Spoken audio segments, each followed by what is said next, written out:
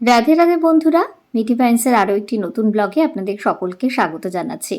আজকে ড্রেসটা যে পরেছি এটি নিয়েছি আমার বান্ধবীর কাছ থেকে, সেই ডিটেলসটা একটু পরে আপনাদের সাথে শেয়ার করছি। আজকে বানাবো বাদামের চিট, তার জন্য নিয়ে নিয়েছি বাদাম আর গুড়।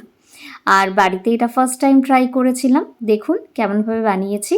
সবার প্রথমে গুড়টাকে ভালো করে জালে বসিয়ে দিয়েছি আর একটা থালার ওপরে কিছুটা সর্ষের তেল নিয়ে নিয়েছি। গুড়টা যখন একদম পুরো গলে গেছে তার মধ্যে দিয়ে দিয়েছি হচ্ছে বাদাম। এতটাই টাইট হয়ে গেছিলো যে আমার হাজব্যান্ডকে এটাকে তুলে দিতে বলেছিলাম। তারপরে এরকম ছোট ছোট টুকরো করে নিয়েছিলাম, কিন্তু এই প্রসিডিওরে আমরা ভুল করেছি। আপনারা কারা বাড়িতে বানান, কখনো যদি বানিয়ে থাকেন সেটা একটু কাইন্ডলি জানাবেন, যাতে আমি আরও ভালো করে বানাতে পারি। তারপর হাজব্যান্ডকেই খেতে দিলাম যে কেমন খেতে হয়েছে। বেচারা তখন খেয়ে দিয়ে বললো যে খেতে ভালো হয়েছে। এবার আসুন এই ড্রেসটা সম্পর্কে আপনাদেরকে বলি। ড্রেসটা কিন্তু অসাধারণ দেখতে, কালার কম্বিনেশনটা খুব সুন্দর। আমার বান্ধবীর কাছ থেকে নেওয়া ড্রেসটা। আপনারা যদি লিংক চান বা আমার বান্ধবীর সাথে যোগাযোগ করতে চান অবশ্যই কমেন্টে জানাবেন, আমি আপনাদের তার ফোন নাম্বারটি দিয়ে দেব। সে অ্যাকচুয়ালি এই ড্রেসেরই বিজনেস করে। তো এখানে খাবারের থালি রেডি হয়ে গেছে। আজকে ছোট মাছ, সামান্য ছোট ছোট আলু দিয়ে বানিয়েছিলাম, আর এদিকে ডাল বানিয়েছিলাম, আর ছিল শশা। এগুলো সব দেখতে পাচ্ছেন, এগুলো সব আমার মায়ের শাড়ি। এই শাড়িগুলোকে আজকে এর মধ্যে সুন্দর করে যত্ন করে রাখবো। কারণ হচ্ছে এই ব্যাগগুলো যেগুলো আমি অনলাইন থেকে মিশো থেকে অর্ডার দিয়েছি, একটা ব্লাউজের জন্য আর একটা শাড়ির জন্য। এগুলো হচ্ছে শাড়ির জন্য। অনেক শাড়ি কিন্তু এর মধ্যে ধরে যাবে, দেখতেই পাচ্ছেন আমি ব্লাউজগুলোকে ধরেইছি এবং তার সাথে শাড়িগুলোকেও সুন্দর করে রেখে দিয়েছি, যাতে কিনা কোনোটা নষ্ট না হয়ে যায়। এমনকি পেটিকোটগুলোকেও আলাদা করে রেখেছি। অনেকগুলো ব্যাগ এসেছিলো আর কোয়ালিটি খুবই ভালো, সেই নিয়ে কোনো সন্দেহ নেই। আর এই দেখুন সুন্দর করে আমি আলমারিতে একদম সেট করে দিয়েছি, যাতে কিনা আমার সব কিছু পেতে খুব সুবিধা হয়ে থাকে। আর আজকে রাত্রিবেলা খেয়েছিলাম হচ্ছে ভাত, তার সাথে হচ্ছে ফুলকপির তরকারি, বাঁধাকপির তরকারি, আর ছিল হচ্ছে বেগুন ভাজা। সরি, ভাত না, ওটা খিচুড়ি ছিল। আর আজকের এই ড্রেসটা পরার পর থেকে বারবার করে নিজেকে 50 বার করে দেখে যাচ্ছি।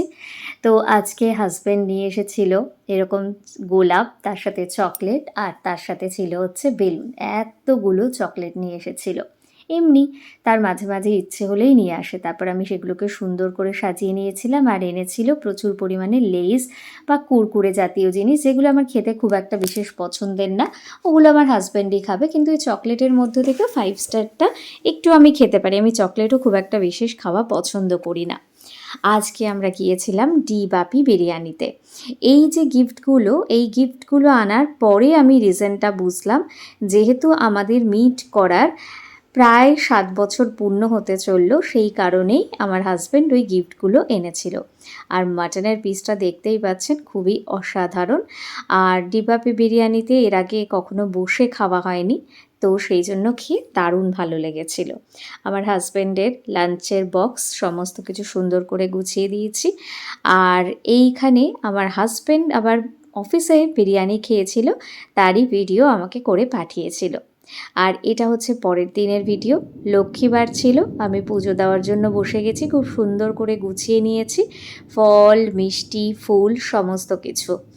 আর আমার এই যে নতুন এই ঘট আর নতুন যে এই প্রদীপ, এই দুটোই আজকে ইউজ করব। দেখতে এত কিউট, কি বলবো আর আপনাকে। আর জামা দুটো দেখতেই পাচ্ছেন গোপালের জন্য। তো গোপালকে এবার সুন্দর করে স্নান করিয়ে নেব। দুধ দিয়ে স্নান করিয়ে নিলাম, তারপরে মা লক্ষ্মীকেও দুধ দিয়ে স্নান করিয়ে নিলাম। আমার এই ছোট্ট মা লক্ষ্মী, যেটা অনেক বছর ধরে আমাদের বাড়িতে রয়েছে। চলুন এবার তাহলে আরতিটা সেরে নেওয়া যাক। এই প্রদীপটা ছোট্ট আমার, কারণ ছোট্ট জিনিস আমার বেশি পছন্দের। এদিকে লক্ষ্মীর ঘট পাতা হয়ে গিয়েছে। আর দেখুন সব ঠাকুরকে কি সুন্দর লাগছে আজকে দেখতে, সবাইকে এত সুন্দর করে সাজানো হয়েছে। আর ড্রেসগুলো অসাধারণ হয়েছে। সবাইকে এখন খেতে দেওয়া হয়ে গিয়েছে। আর এরপরে হচ্ছে আমাকে পুজো কমপ্লিট করে নিতে হবে। এই হচ্ছে সেই প্রদীপ, যেটা ধরিয়ে আমি আরতি করে নিচ্ছি। দেখতেই পাচ্ছেন খুব সুন্দর করে। তবে এখানে একটা ভুল ছিল, এই বড় যে প্রদীপটা ছিল ওটাতে কিন্তু ডান দিকে রাখতে হতো, যেটা আমি জানতাম না। পরে কিন্তু সেটাকে আমি ঠিক করে নিয়েছিলাম। আর এরপরে গেলাম বাইরে তুলসী মঞ্চে পুজো করতে। এই তুলসী গাছটা বেশ ভালোই বড় হয়ে গিয়েছে। তো চলুন, এরপরে পুজো কমপ্লিট হয়ে গিয়েছে। এটা আমার সন্ধেবেলার ঠাকুর। আর বিকেলবেলা আপনাদের সাথে শেয়ার করেছিলাম যে আমি আর কি কি খেয়েছিলাম, সেই ছোট্ট একটা ব্লগ, যেটা পরের দিনের একটা ব্লগ ছিল, সেটাই আপনাদের সাথে এখন আবার শেয়ার করছি। সকালবেলা ঘুম থেকে উঠে গিয়েছি, তারপরে এবার পুজোর ফুল জোগাড় করা হয়ে গিয়েছে। এরপরে ঝটপট করে পুজোটা দিয়ে নেব। পুজো দিয়ে নিলে পরে আমি আর কি ভীষণভাবে রিল্যাক্স ফিল করি। এরপরে যত কাজ লেট হোক তাতে যেন কোনো অসুবিধা না হয়। তো চলুন ঝটপট করে এবার ঠাকুরকে দিয়ে দেওয়া যাক। আজকে ঠাকুরকে অতটা বেশি ভালো লাগছে না দেখতে। ঠাকুর তো সবসময় খুবই সুন্দর, আজকে কেন ভালো লাগছে না বললাম, কারণ কালকে এত সুন্দর সাজানো ছিল আর আজকে তো সেইভাবে সাজানো নেই, তাই ঠাকুরকে একটু ভালো লাগছে না, সেটাই জন্যই কথাটা বললাম আর কি। যাই হোক, আর এরপরে পুজো টুজো দিয়ে নিয়েছি।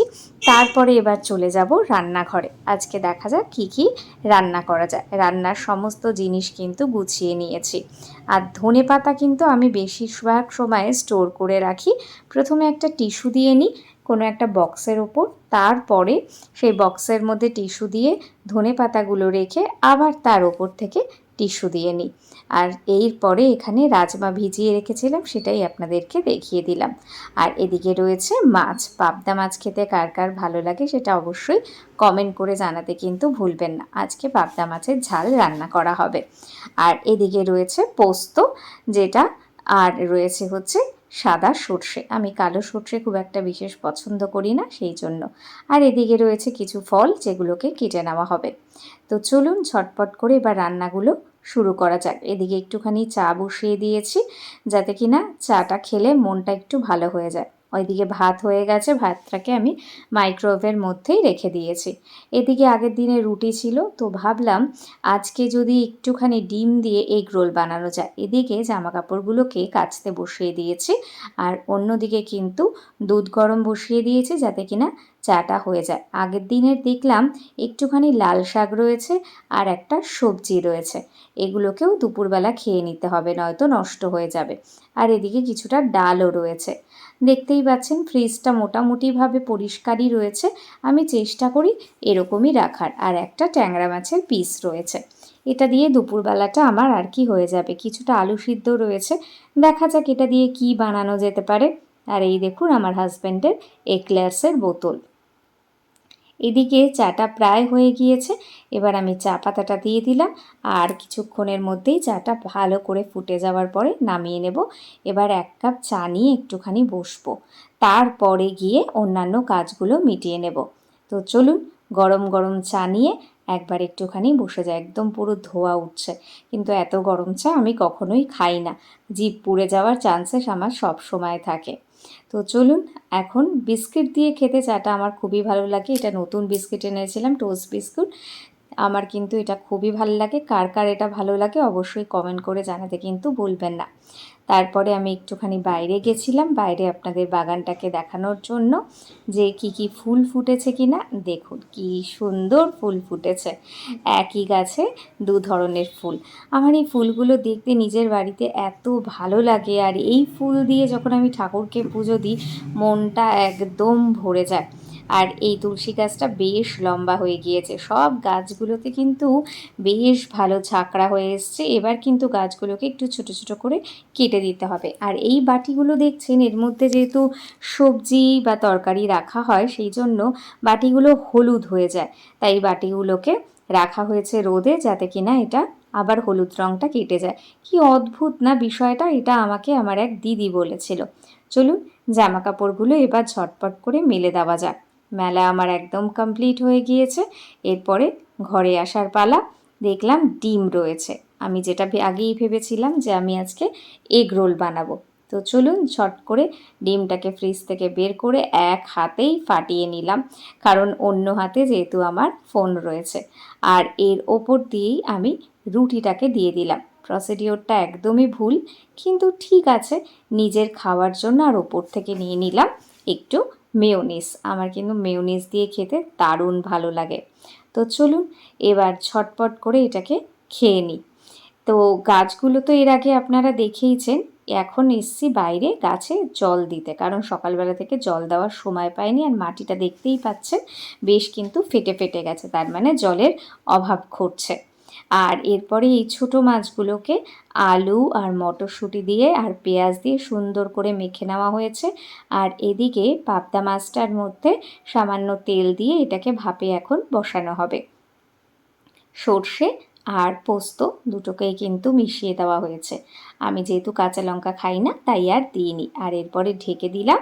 এরপরে এটা কিন্তু এবার বসিয়ে দেওয়া হবে।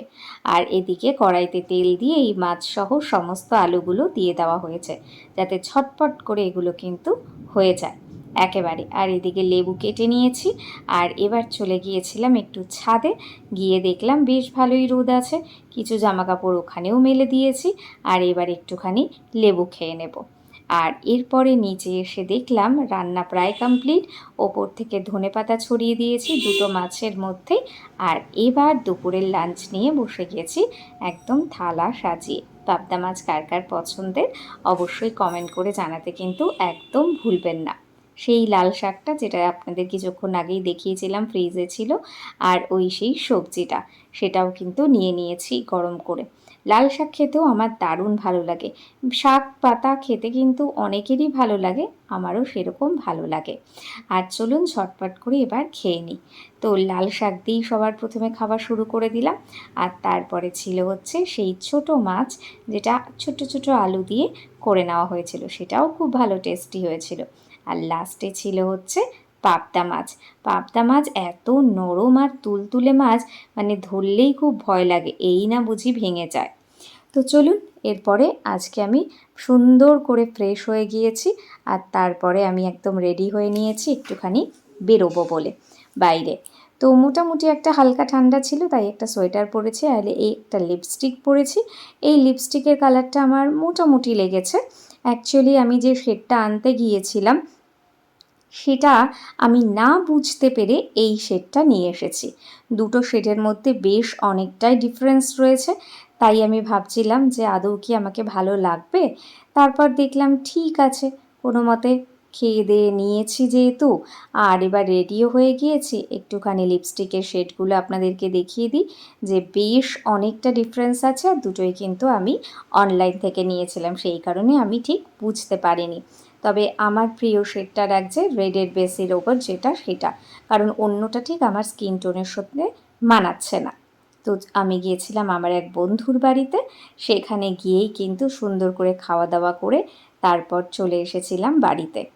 আর রাত্রিবেলা বাড়ি ফিরে একদম রেডি হয়ে গিয়ে রান্না বান্না বসিয়ে দিয়েছি। এখন বানাবো হচ্ছে চিকেন। তো সবার প্রথমে মশলাগুলোকে কষিয়ে নিয়েছি, তারপরে দই দিয়ে ম্যারিনেট করে রাখা চিকেনটাকে দিয়ে নিয়েছি। আর যে আলুগুলো ভাজা করে রেখেছিলাম সেগুলো এর মধ্যে দিয়ে নিয়েছি। আর এদিকে বানিয়েছিলাম হচ্ছে ফ্রাইড রাইস। দেখতেই পাচ্ছেন, একদিকে চিকেন একদিকে ফ্রাইড রাইস। এটাই ছিল হচ্ছে আজকে রাতের খাবার। কেমন লাগছে অবশ্যই কমেন্ট করে জানাতে কিন্তু একদম ভুলবেন না। আর এটা পরের দিনের ব্লগ। হাজব্যান্ডকে টিফিনে এই খাবারগুলো দিয়ে দিয়েছিলাম। বেগুন ভর্তা খেতে ওর খুব ভালো লাগে। আর এদিকে আলু ভাজা বসিয়ে দিয়েছিলাম, অনেকগুলো আলু ভাজা ছিল। আলু ভাজা পেঁয়াজ দিয়ে ভাজা খেতে কিন্তু দারুণ লাগে। আর সঙ্গে ছিল হচ্ছে লাউ দিয়ে ডাল। কার কার পছন্দের অবশ্যই কমেন্ট করে জানাতে কিন্তু ভুলবেন না। তো চলুন, এইটা পরের দিনের একটা ব্লগ ছিল। আর তারপরে আমি সুন্দর করে রেডি হয়ে গিয়ে চলে গিয়েছিলাম পুজোর ঘরে। এই ফুল দেখলে আমার যে এত ভালো লাগে সেটা আপনাদেরকে আর কি বলবো। এদিকে সব সুন্দর করে একদম গুছিয়ে নিয়েছি, ফল তার সাথে ফুল। আর সেদিনকে শুধু মিষ্টিটা পাওয়া যায়নি, কারণ সেদিনকে খুব একটু বৃষ্টি পড়ছিল বলে আর মিষ্টি আনা হয়নি, তাই এই দিয়েই ভগবানের সেবা দিয়েছিলাম। আর আজকে আমার ঠাকুর নতুন নতুন জামা পরেছে, কেমন লাগছে অবশ্যই কমেন্ট করে জানাতে কিন্তু ভুলবেন না। এটা হচ্ছে কড়াইশুঁটির কচুরি, যেটা আমার হাজব্যান্ডের বেশ পছন্দের একটা খাবার। সঙ্গে ছিল আলুর দম। আর দুপুরবেলা আমার লাঞ্চে ছিল হচ্ছে মাছ আর হচ্ছে আলু পোস্ত। তো তো চলুন, আমি এই সময়টাতে অনেক ক্ষেত্রেই ওআরএস খাইতে পছন্দ করি, বা ওআরএসটা খাই যেহেতু আমার একটু লো যেহেতু প্রেশার থাকে, তো সেই জন্য ওআরএস নিয়ে এসে এখানে সুন্দর করে স্টোর করে রাখা রয়েছে। সরি, গলাটা ফাম্বেল করে গেল কারণ গলাটা একটু আটকে গিয়েছিল। আর এটা হচ্ছে অন্য আরেক দিনের ব্লগ। দেখুন তো আমার ঠাকুরদেরকে আজকে কি সুন্দর লাগছে, এত সুন্দর সেজে গুজে। আর অনেক দিনের ব্লগ একসাথে নিয়ে কিন্তু আমি পুরো ব্লগটা বানিয়েছি, নয়তো এত বড় ব্লগ বানানো আমার পক্ষে সম্ভব ছিল না। আর দেখতেই পাচ্ছেন আমার গাছের গোলাপ, আর এই গোলাপ ফুল দেখতে আমার খুব ভালো লাগে। আজকেও বানানো হয়েছে সেই পাবদা মাছ, কিন্তু আজকে পাবদা মাছের ঝাল বানানো হবে কালো জিরে দিয়ে, দেখতেই পাচ্ছেন। আর ওদিকে হচ্ছে লোটে মাছ রান্না হচ্ছে, দেখতেই পাচ্ছেন। এদিকে মশলা আর পেঁয়াজগুলো বাটা দেওয়া হয়েছে, আর মাছগুলো দিয়ে দেওয়া হয়েছে। ঝোলটা ফুটে গেলেই নামিয়ে নেওয়া হবে। জায়গাটা যেহেতু একটু ছোট ছিল তাই ওরকম একটু লাগছিল। দেখতেই পাচ্ছেন হয়ে গেছে পাবদা মাছের ঝাল। পাবদা মাছটা কিন্তু আমার মোস্ট ফেভারিট ওয়ান বলতেই পারেন। আর এদিকে দুপুরবেলার খাবারের সাথে সাথে এটা শেয়ার করছি রাত্রিবেলার খাবার। আবারও সেই দেখালাম গোলাপ ফুল, মানে দেখলেই এত ভালো লাগে যে বারবার চেষ্টা করি আপনাদের সাথে দেখানোর জন্য। আর আজকে সকালবেলা খেয়েছিলাম হচ্ছে এই যে চকোস। চকোস আমার ভীষণ পছন্দের, আর এই খাবারগুলো আমাকে পাশের বাড়ি থেকে কাকিমা দিয়ে গেছিলো, তাই আমি এই খাবারগুলো সকাল সকাল খেয়ে নিয়েছিলাম, যাতে আর কোনো কিছু খাবার কোনো প্রয়োজনই না হয়। তো চলুন, আজকের ব্লগটা কেমন লাগলো অবশ্যই কমেন্ট করে জানাবেন। রাধে রাধে বন্ধুরা।